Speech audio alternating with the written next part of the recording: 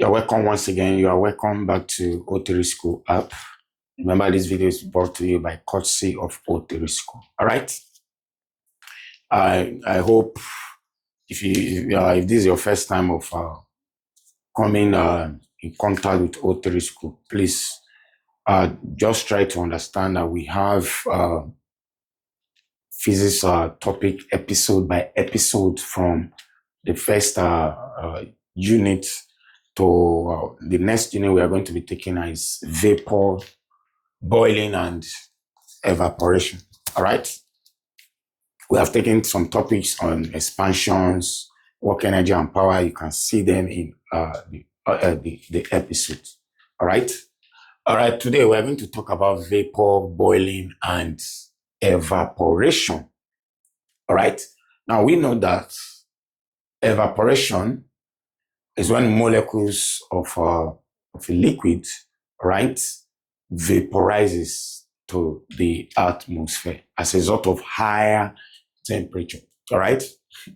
Now, for boiling, we know that boiling occurs whereby molecules of water are placed under a very high temperature. At that point, what happens is that the molecules of water, they gain kinetic energy. As a result of kinetic energy, the molecules of that water, they vibrate, translate, and start hitting the walls of the container.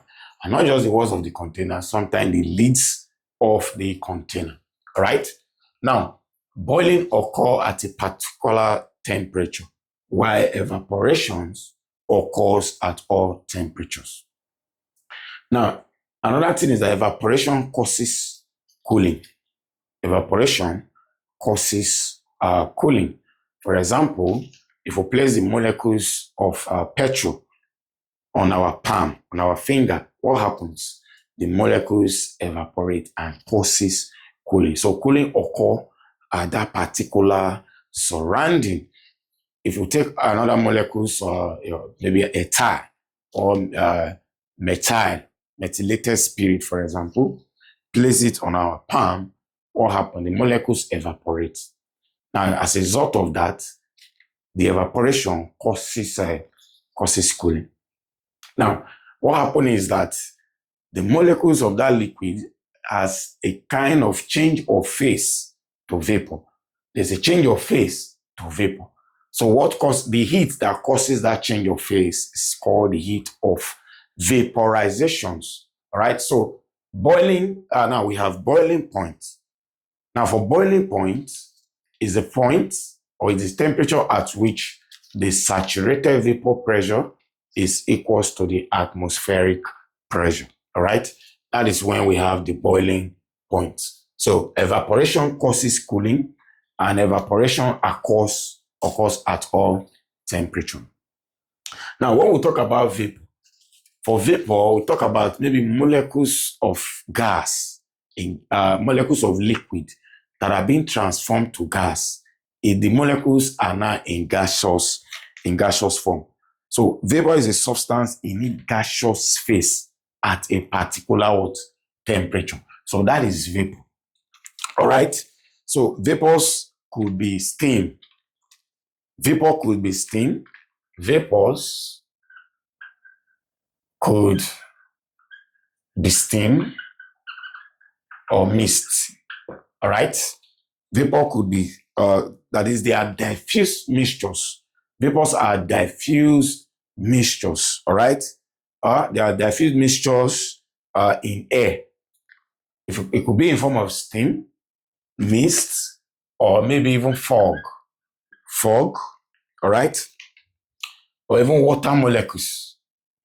Water molecules, all right? When water is heated, water in form of liquid, when it's heated to gaseous forms, it forms vapor. So such gases, they are called vapor. Now, vapor is a substance in its gas phase at a temperature other than its critical point. So vapors are diffuse mixtures in air. Could be in form of steam, mist, fog, or even water molecules. Now we have two major kinds of vapor.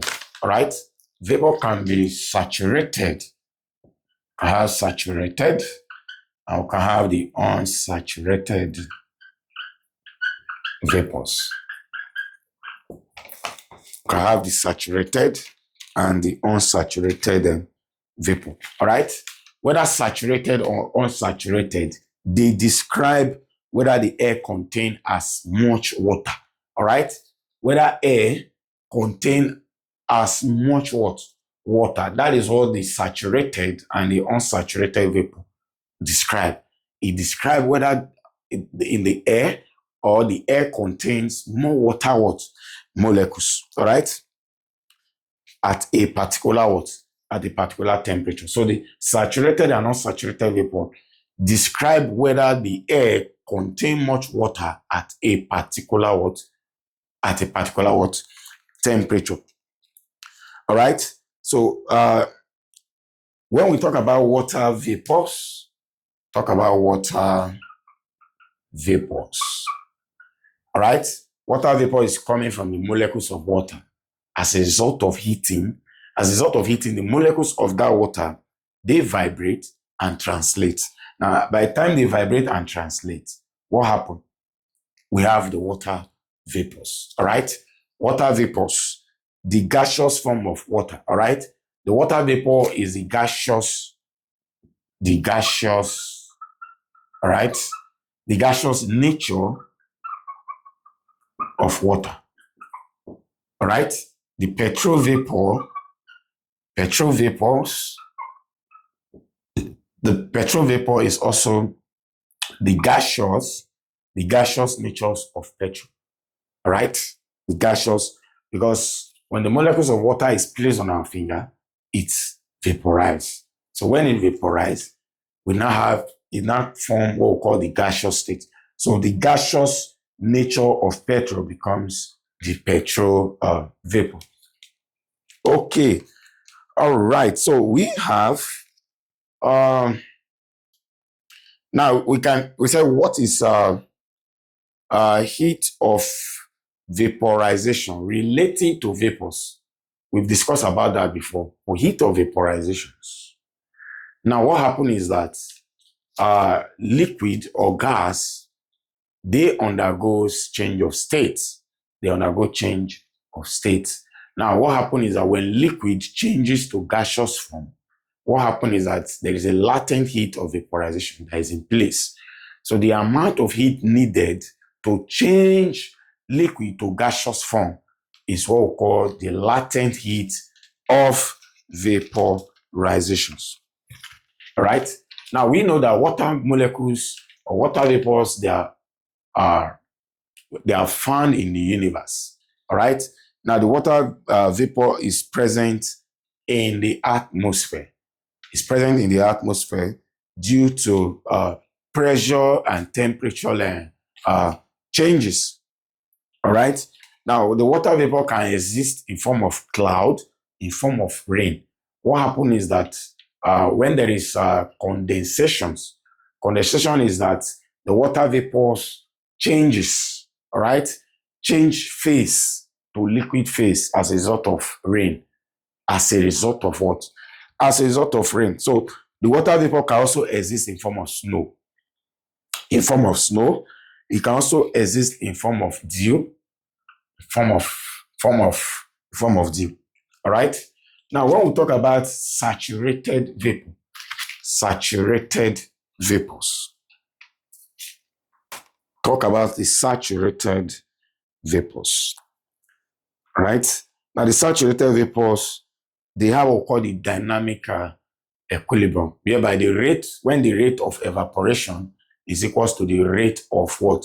Condensations. Especially if we have molecules of water that is being heated in a container that has a lid. All right? Container that has lid.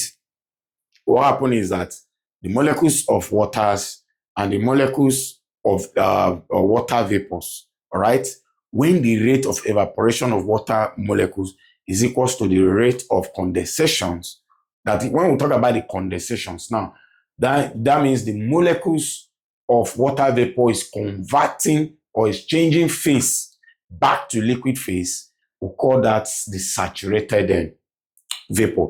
And this saturated, the pressure at which it occurs is called the saturated vapor pressure. Let's say an instance. Let's say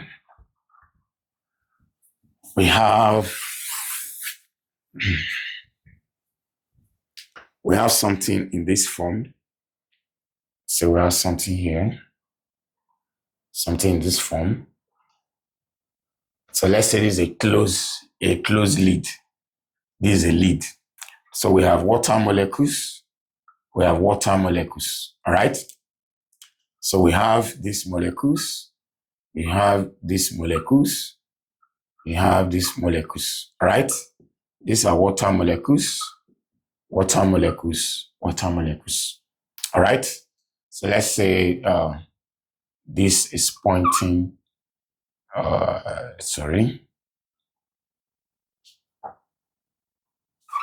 Pointing downward.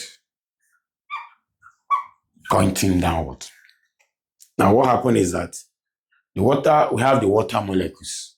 Now, the water molecules are changing to vapor. All right. Now, what happens is that the vapor, they are equally changing back to what? To liquid.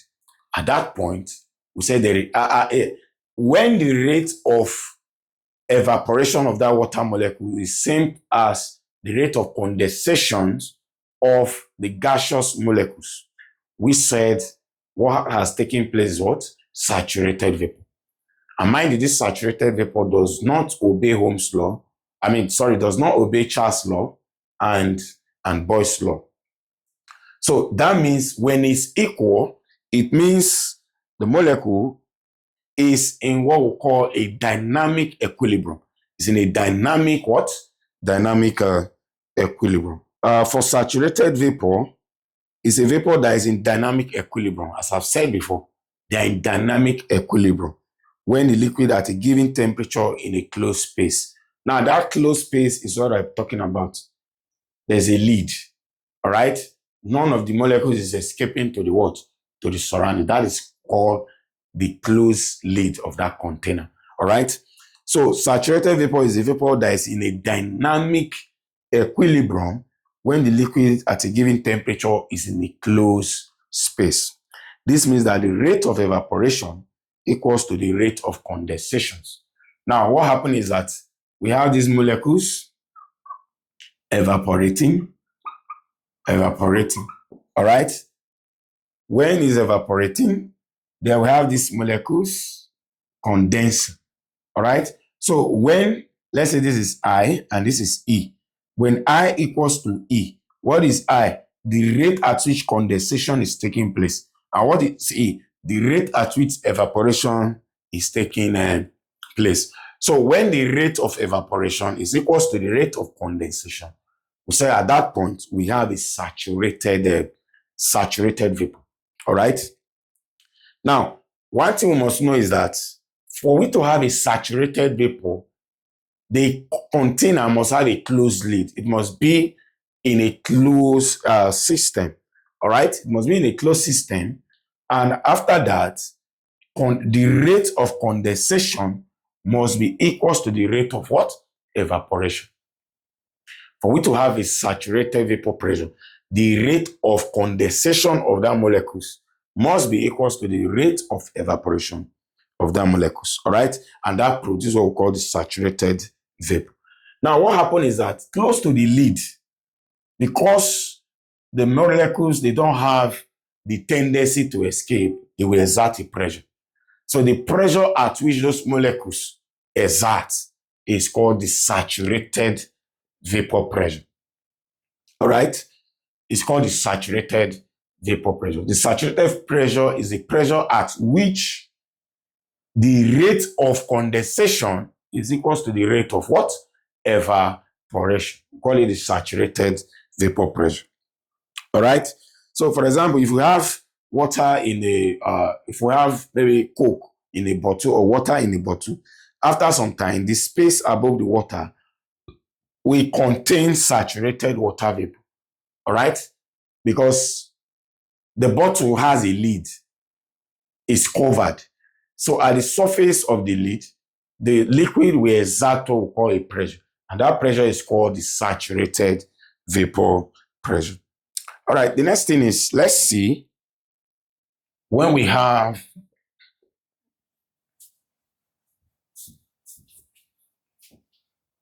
unsaturated, when it becomes unsaturated.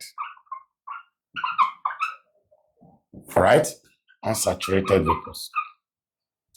Now, for unsaturated vapor, is a vapor that has not reached dynamic equilibrium. All right, it said that the rate of condensation is more than the rate of evaporation, or the rate of evaporation is more than what? They is not equal.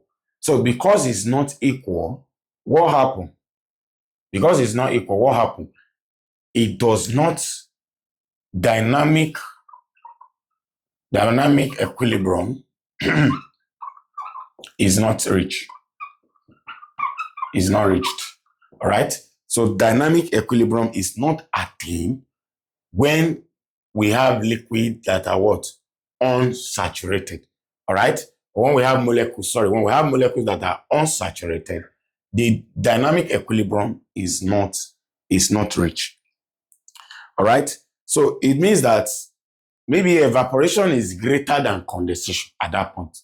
It means that evaporation is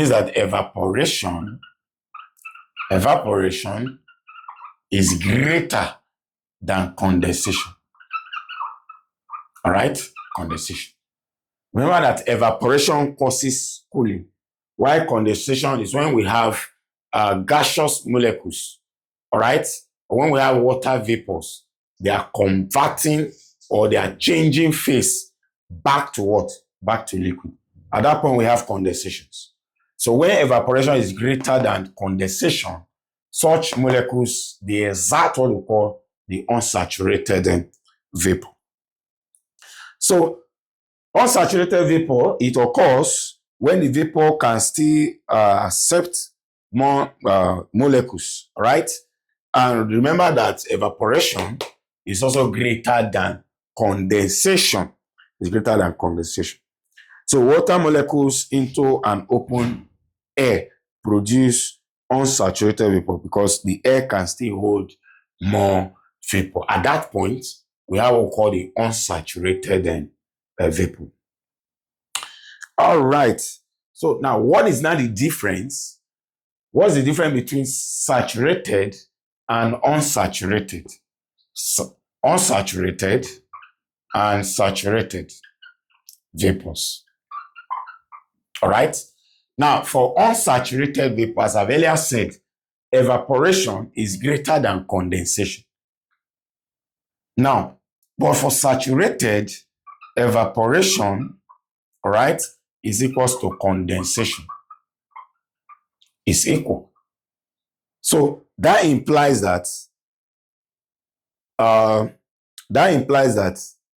for evaporation, we have a dynamic equilibrium. We have a dynamic equilibrium. While here, dynamic equilibrium is not obtained, or is not reached. The reason is that evaporation is not equals to what? Condensation. Okay. So saturated vapor is a vapor that is in dynamic equilibrium at a given temperature in a closed system. All right. So saturated vapor is a vapor that is in a dynamic equilibrium at a particular temperature in a closed system. All right. So take note of that, JAMB students. For saturated vapors, know that evaporation is equals to what? Condensation. It's equals to condensation. While for unsaturated, we have said it before, for unsaturated, what happened? They are not, evaporation and condensation, they are not in dynamic equilibrium. All right. Now, what are the applications? What are the applications of saturated vapors and unsaturated? You can see it in drying of our clothes. All right.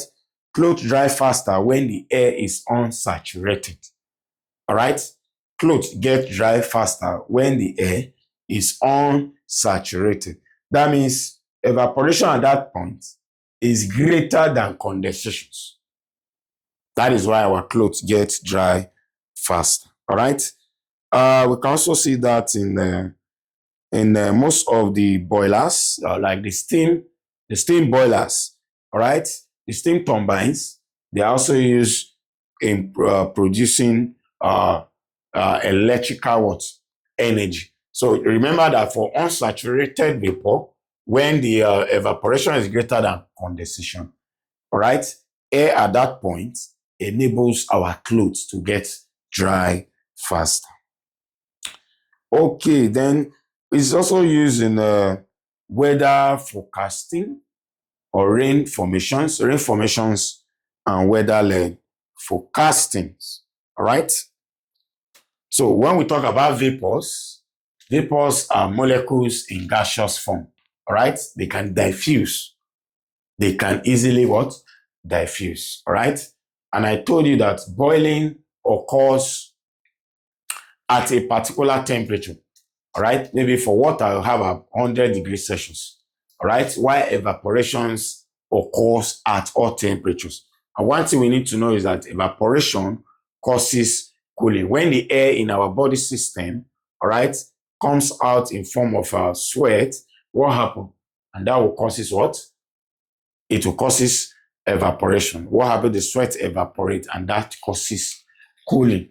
Now, we can also see the effect of evaporation in a dry, sunny day where we have most of the native pots, or we'll call it the clay pot. What happens is that the clay pots, they have pores in their surface, unlike a bottle pot.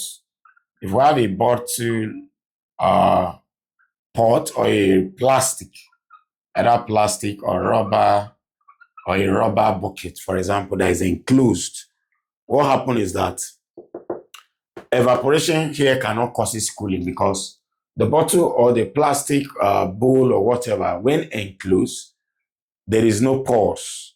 So the presence of pores in the clay surface causes exchange of cold air and warm air. All right.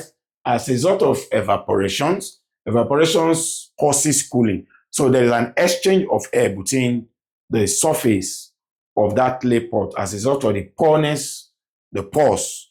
All right. As a result of the pores of the clay, there's an exchange of air which causes cooling as a result of what? Evaporation, compares to the bottle pot or the plastic pot that also has a closed lid. All right. So let's see. So let's talk more on the saturated vapor pressure.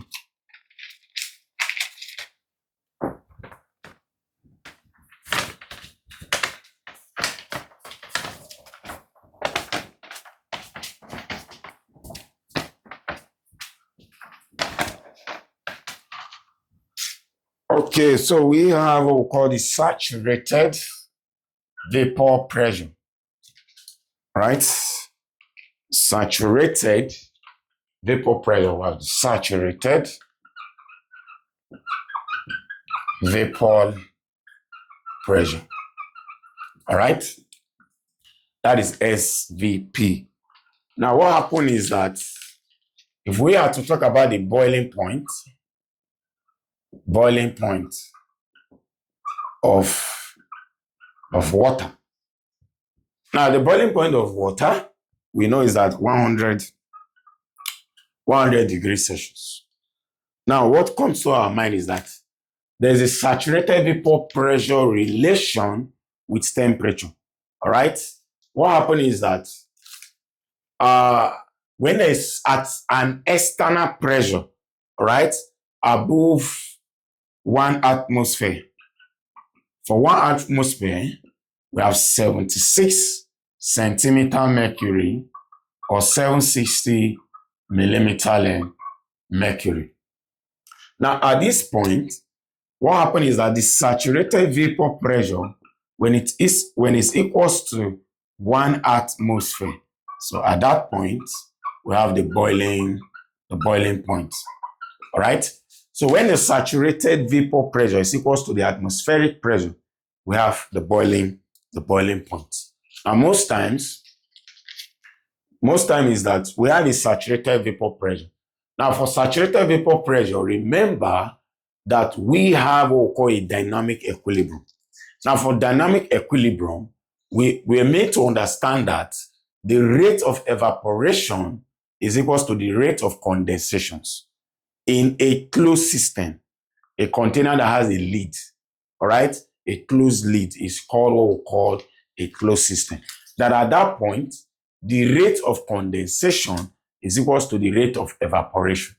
Now, at the surface of the lid, what happened? The molecules, all right, they exert pressure, all right? Now, the pressure exerted is called the saturated vapor pressure, all right? Now, the pressure at which the rate of condensation is equal to the rate of evaporation is called the saturated vapor pressure.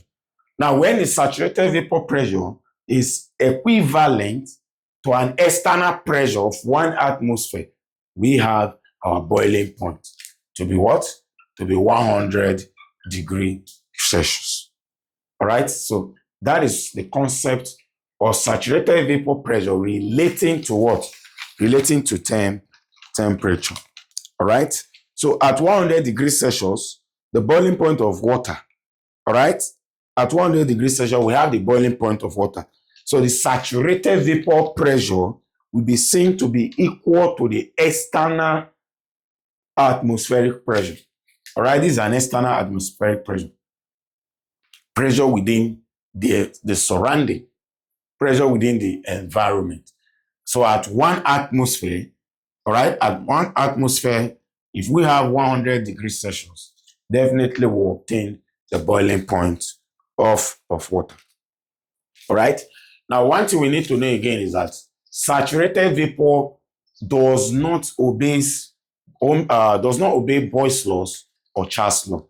Right. The reason is that there is condensations and evaporation relationship, and that is being attained at a dynamic equilibrium. At dynamic equilibrium, the rate of condensation is equal to the rate of what? Evaporation. All right, so saturated vapor does not obey the Boyle's law or the Charles' law. Here you talk about the Boyle's law, maybe the volume is inversely proportional to the pressure at constant temperature. So there is a pressure and volume relationship. So in terms of saturated vapor pressure, it is independent of Boyle's law or Charles' law. Now, we said that most questions from your WAEC and JAMB that we are going to observe later is that at what point do we have the boiling point of water to be 100 degrees Celsius? The answer is quite completely on the board. The best answer is that when the saturated vapor pressure is equal to the atmospheric pressure, it may not come as atmospheric pressure, you might see it as external pressure. External means the surrounding pressure at 1 atmosphere. And we know the equivalent of 1 atmosphere is about 76 centimeter mercury or 760 millimeter mercury. Now, another observation you need to know is that don't forget, evaporation causes cooling. Evaporation causes cooling. And evaporation occurs at all temperature, whether the weather is hot or cold. Definitely, we can still have dry clothes at that particular time. All right? We can have dry clothes at that particular time. That means if the evaporation is greater than condensation. We can see that in an unsaturated vapor. All right? We said under the application of unsaturated vapor, what happened? Air enable clothes to get dry when evaporation is greater than what? Condensation. So that means the distinction between boiling and evaporation is that boiling occurs at a fixed temperature while evaporation occurs at all temperature. Okay, so let's see a graph to analyze what we are trying to say so far. I see a diagram showing vapor relationship with temperature. So let's see. So we have SVP and temperature relationship. All right, temperature relationship or relationship rather. All right. I want to change this. Okay. So we have pressure. We have pressure. We have pressure. We have a value at here. Yes, a value of 150 Pascal. Or let's use a centimeter mercury. Then we have here as a value of 100 centimeter mercury. Then at this point, we have a range value of 5.5 centimeter mercury. So these are pressure values. Now let's relate to temperature, point of origin. Let's say here we have at 80 degrees Celsius. And at this point, we have 100 degrees Celsius. So at 80, we got these vertical lines, another vertical lines. Okay, let's measure. Okay, so we have some imaginary lines. So we have another imaginary lines. All right. So the first imaginary line is at, okay, let's say this is at, let's say this is for 50 centimeter mercury. So the first imaginary line here is 35 centimeter mercury. All right. So this is at 76 centimeter mercury. Okay. So we have something like this. Cut this way. Cut this way. Now, what we observe is that pressure, if you watch here, external pressure is equals to the temperature. That's what brought about the boiling. Remember, we said the boiling point is when the saturated vapor pressure is equals to the atmospheric pressure. All right? Now, what happened is from this curve, it shows that increase in pressure also leads to increase in temperature. Now, at atmospheric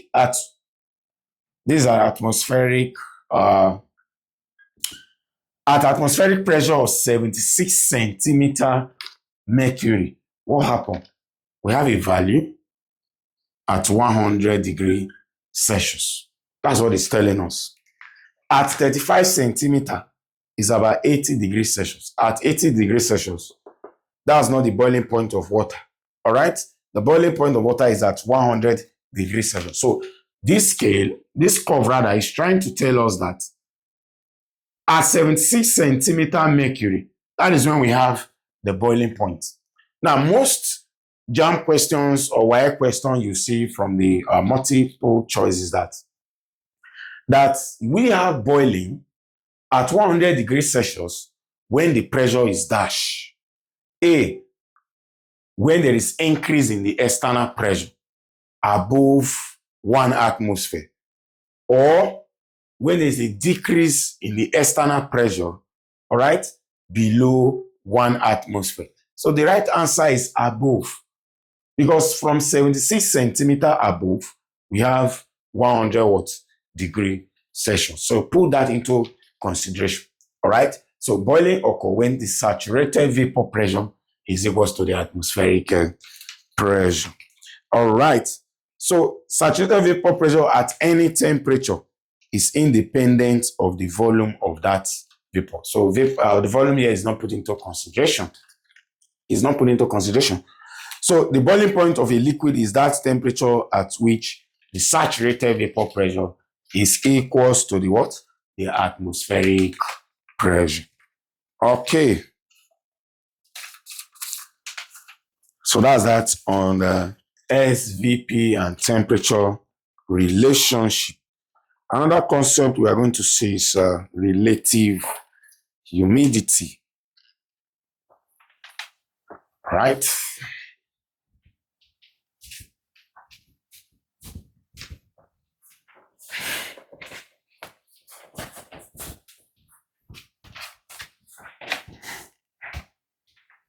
Okay. Now we have over relative humidity.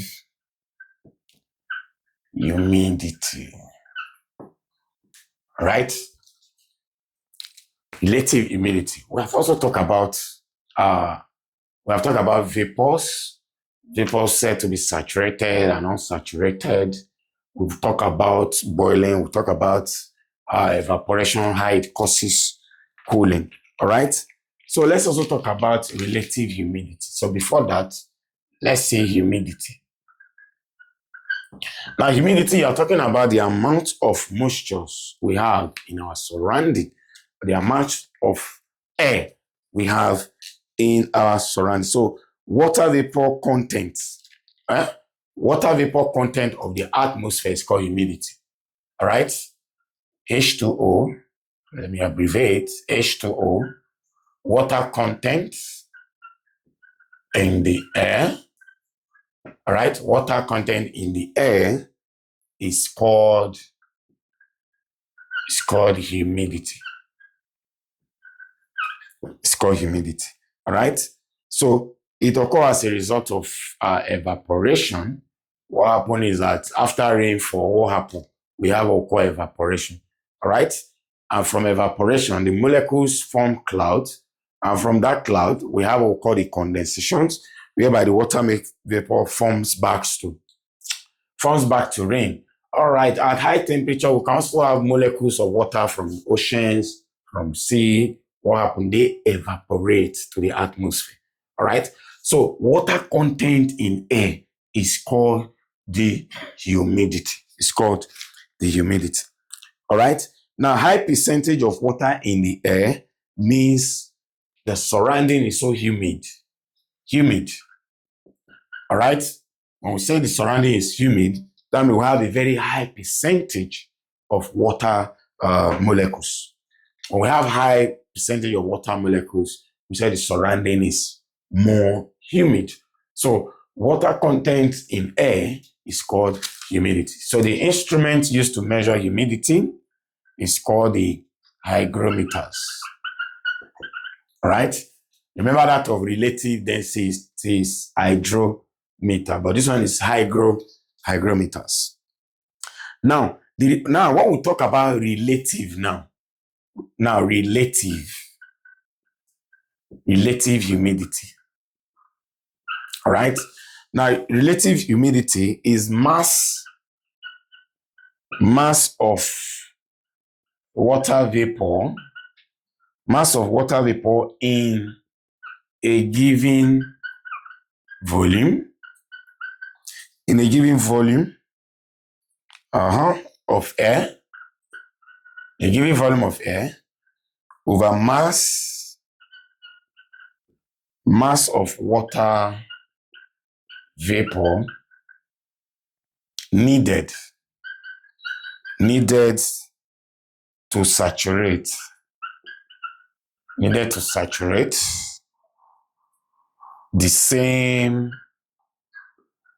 the same volume of air at the same temperature.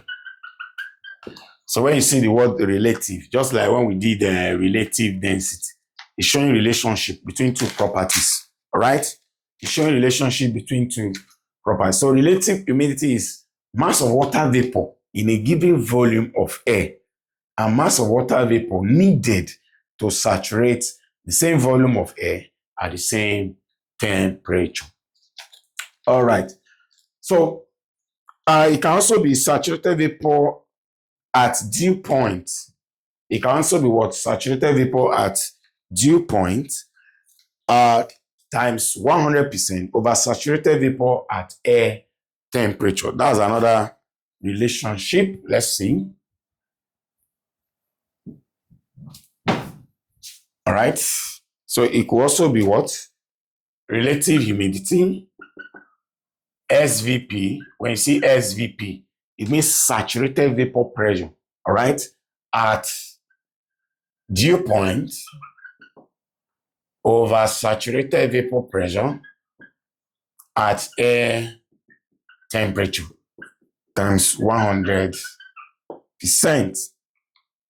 So water vapor content of the atmosphere, the surrounding, is called humidity, and it occurs as a result of what? Evaporation.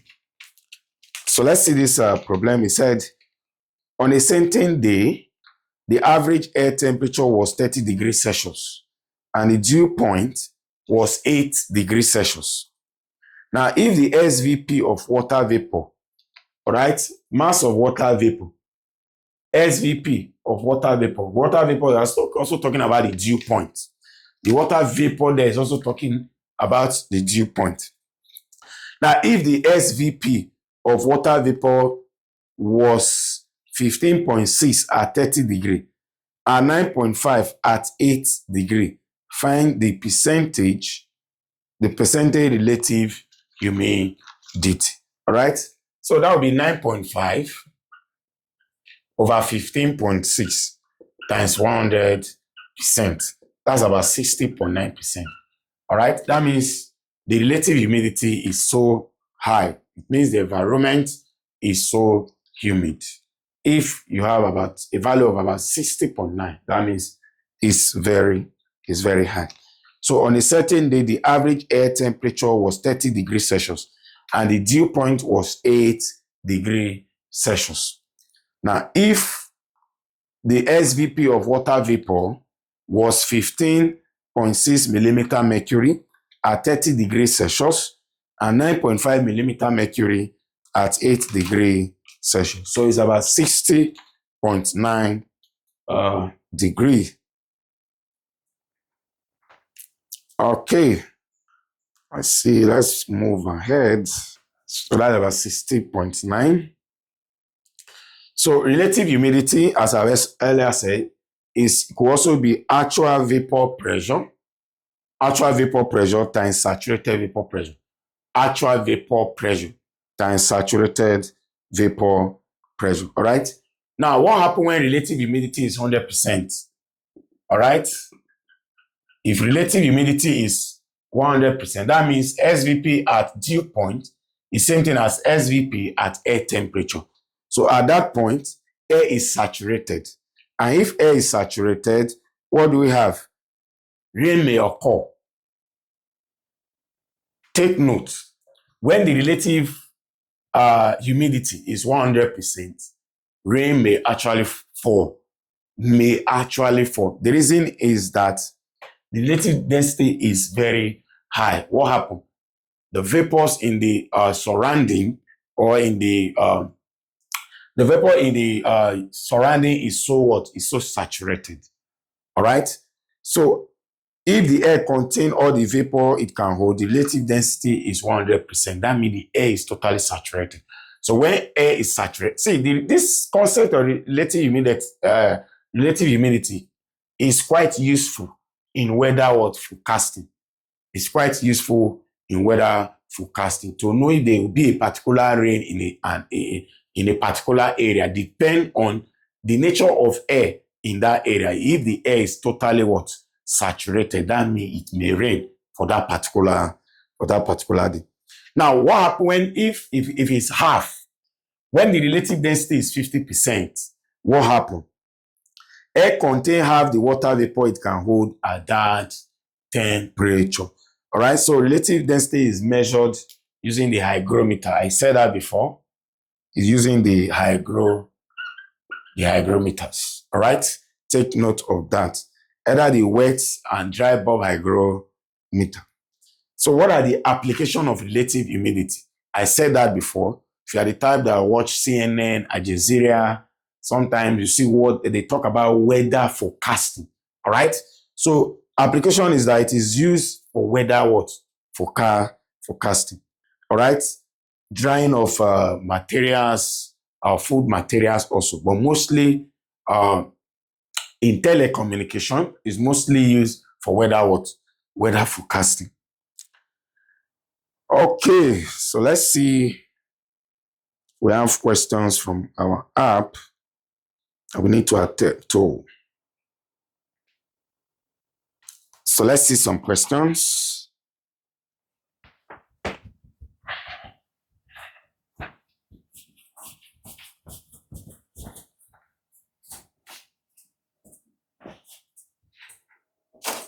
Now, before that, there's what we call mist and the fog. Now, when you talk about the mist and fog, that means there is more of water vapor. There is more of what? Water vapor in the atmosphere. And not just that, more of this mist causes what we call fog. And that causes a kind of invisible vision. Sometimes one is unable to even see. So most drivers in the UK, they are advised to reduce their speed. As a result of this mist, more of this mist causes fog. It causes an invisible kind of vision. You are unable to see properly. The surrounding is so saturated with vapor. All right? So to take note of that. So let's see 1990. 1990, question 15 from JAMB.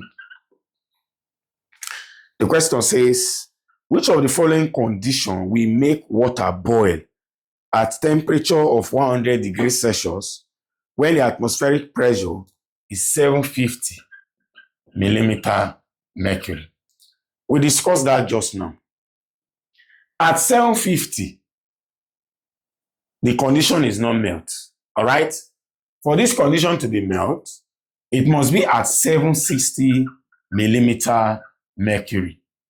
All right? It must be at 760 millimeter mercury. So remember that at 760 millimeter mercury is same thing as 76 centimeter mercury. If you don't understand, you can play back the video where I talk about the curve. That curve that talks about the saturated vapor pressure and the temperature relationship.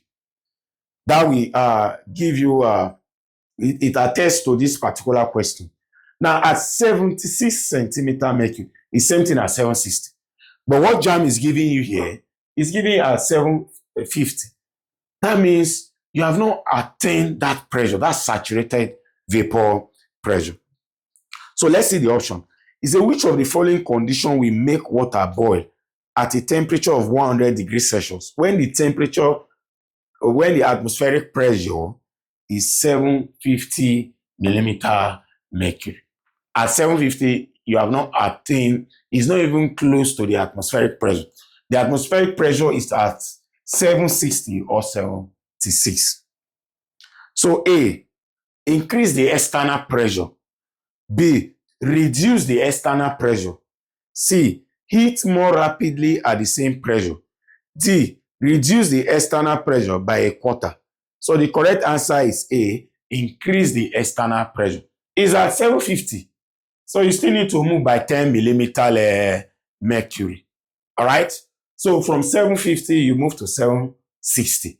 Addition of 10 millimeter mercury. So the answer is A, increase the external pressure. So the boiling point of liquid is the temperature at which its vapor pressure equals to the external pressure pushing on it. All right? So that is the correct answer. The correct answer is A, increasing the external pressure. All right? So the boiling point of liquid is the temperature at which the saturated vapor pressure is equals to the what? The atmospheric pressure pushing down on its surface. All right? Now, when the external pressure is the standard atmospheric pressure of 760, yes, water will boil. So water boil at 100 degrees Celsius. At 100 degrees Celsius, if it is equivalent to 760 millimeter mercury. So that is that on 1990, question 15. Okay, now the next question here is 1991, question 17. 1991 question. It said the saturated vapor pressure of a liquid increase. The saturated vapor pressure of a liquid increase. A, as the volume of the liquid increases. B, volume of the liquid decreases. C, temperature of the liquid increases. D, temperature of the liquid decreases. So the answer is C, temperature of the liquid increases. We have said that. Under saturated vapors, what happens? The rate of evaporation is equal to the rate of condensation. So what happens? As a result of heating, we have more of what? Evaporation. All right? So more of evaporation, what happens? There will be what? Also rate of change of what? Condensation. So, and that brings about the dynamic equilibrium. So at dynamic equilibrium, we have saturated vapor pressure. But for unsaturated, there is absence of dynamic equilibrium because the rate of evaporation is greater than the rate of condensation. So take note of that. The correct answer is C. Temperature of the liquid increases. So saturated vapor pressure of a liquid increases as the temperature of the liquid increases. This is because as the temperature rises, when temperature rises, what happens to the molecules of that liquid? They gain kinetic energy. Once there is presence of kinetic energy, there is velocity of molecules. So once there is velocity, definitely there is energy. What kind of energy? Kinetic energy. So the molecules of that liquid, they start moving, hitting the walls of the container, vibrating, and even translating. All right? So as that continues, what happens? There's a closed lid. Because of the closed lid, the vapors turns back to liquid, and that is called condensation. All right? So the correct answer is C. Saturated vapor pressure of liquid increase as the temperature increases. All right? So that's on JAMB 1991, question 17. Okay, so we have this again. This is from 1995. 1995, question 18. Question 18. The question says, a quantity of ice at 10 degrees Celsius is heated until the temperature of the heating vessel is now 90 degrees Celsius. Which of the following constant is not required to determine the quantity of heat supply to the vessel? Which of these? So we have specific heat capacity of ice, specific heat capacity of water, specific latent heat of fusion, specific latent heat of vaporization. All right? We have said this before. All right? Now, when we talk about the latent heat, for latent heat, there is no temperature changes. Temperature remain constant. If you check that questions, what happened? The quantity of ice changes from 10 degrees Celsius to 90 degrees Celsius. So the correct answer is D. Specific latent heat of vaporization. So the specific latent heat of vaporization is not needed because there's vaporization in the process. So when vaporization is a process, what happens? There is a constant temperature. There's no temperature variation.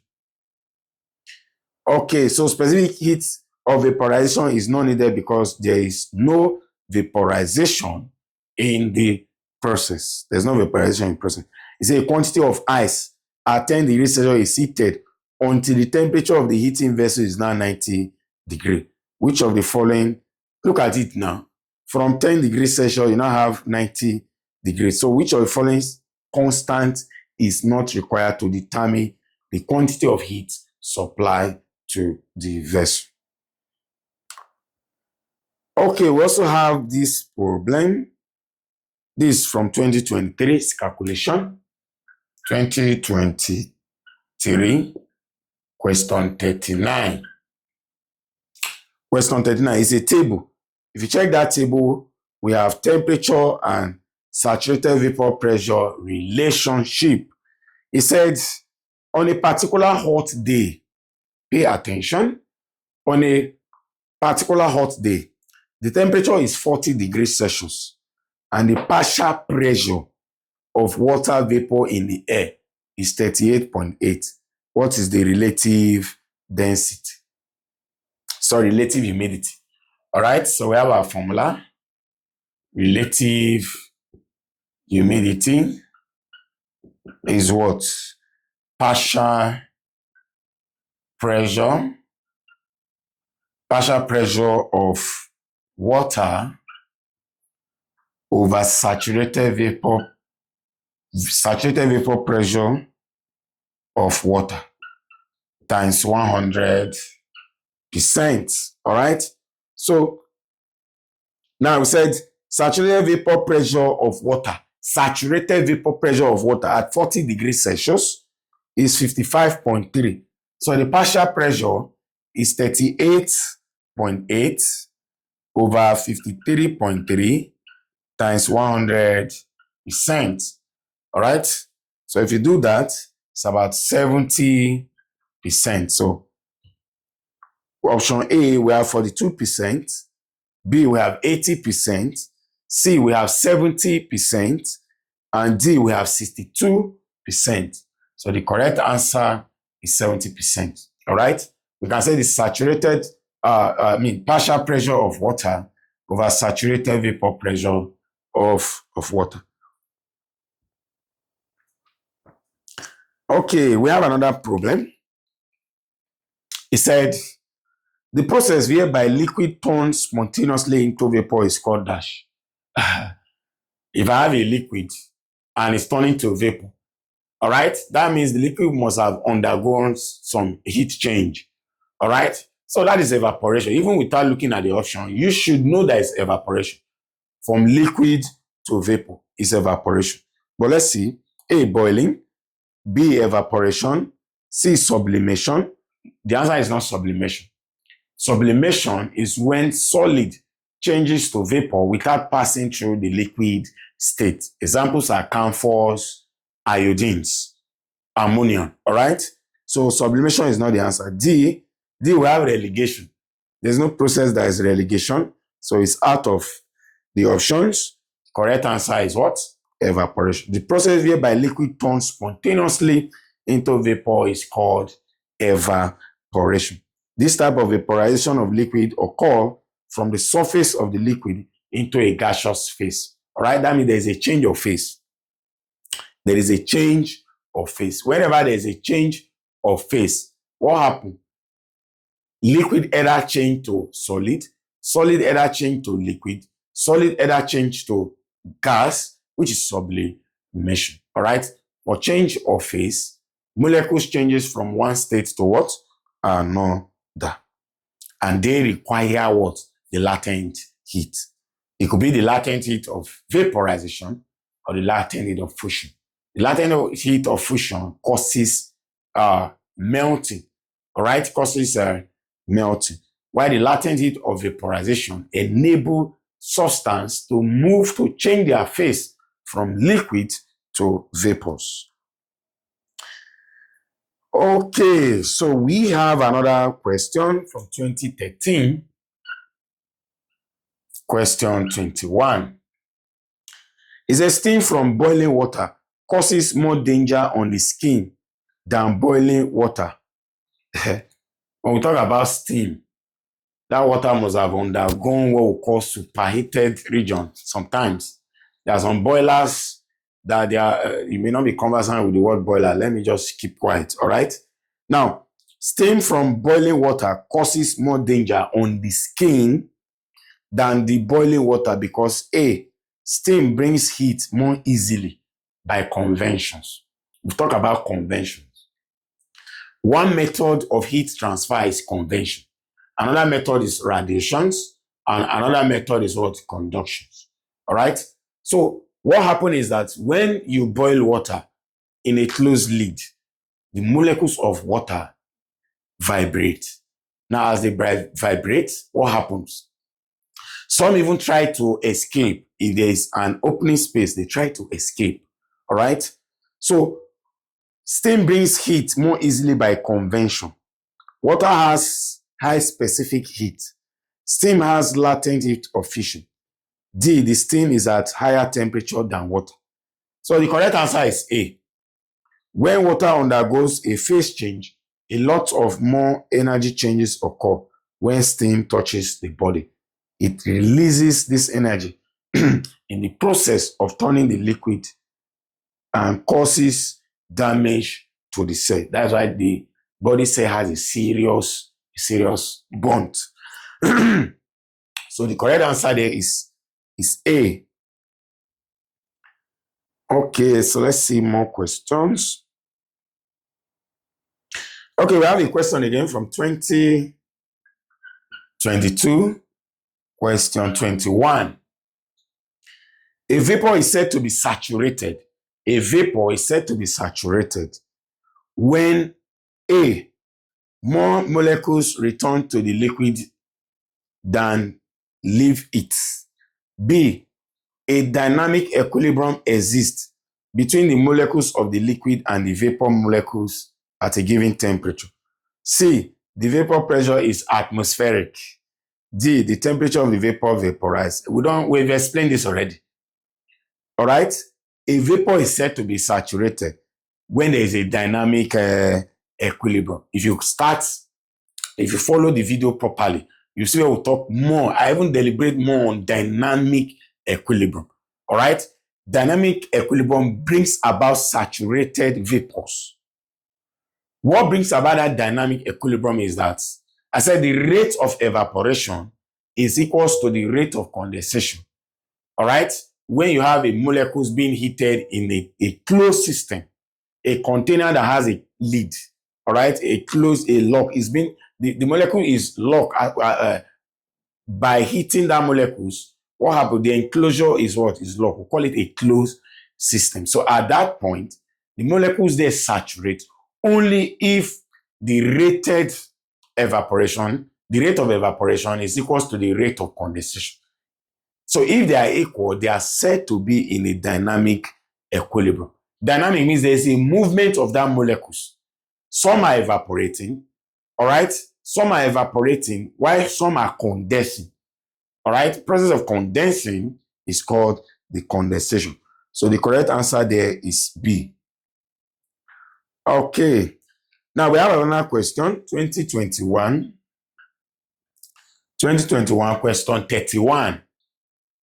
It said the temperature at which the saturated vapor pressure in the enclosed liquid is equals to the atmospheric pressure is known as dash. A, freezing point. B, standard temperature. C, boiling point. D, room temperature. The answer is boiling point. All right? So you see, as I'm teaching, I always tell you what is demand. All right? What the examiner actually wants from the total concept, what they actually want. All right? That's what OTD school is all about. We teach and try to inculcate more of the question analysis to you. All right? So when the atmospheric pressure is equals to the saturated vapor pressure, you have your boiling point. All right? In exam, you don't need to call freezing point. You don't need to call standard temperature. You don't need to call room temperature. The correct answer is boiling point. All right? Remember this concept. There's no much calculation. It's more of theoretical. All right? I'll do a kind of recap again. Maybe in the next 3 minutes, we'll round up. All right? Now, we talk about vapors. All right? Vapor, we say they are gaseous molecules in our surrounding. And what happens is that those vapors can either be saturated or unsaturated. If it's saturated, it means the molecules, they undergoes dynamic equilibrium. All right?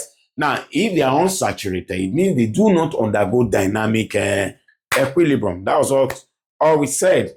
All right? Now, we also talk about the relative humidity. The instrument used to measure the relative humidity is the hygrometer. To measure pressure, you talk about the anerometer or the manometers. All right?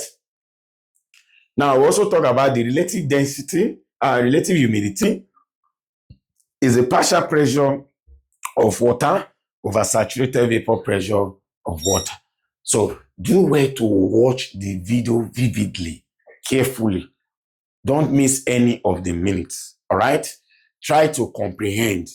All right. So these are just a few questions relating to vapors, boilings within the O3 School app. We have numerous questions there. Do you understand? We have numerous problems. So if you are the type that you have not download the app from Play Store, do where to download. And if you are the type that have already downloaded, also do where to activate. All right. That'll be all for now for this session of the class. Thank you.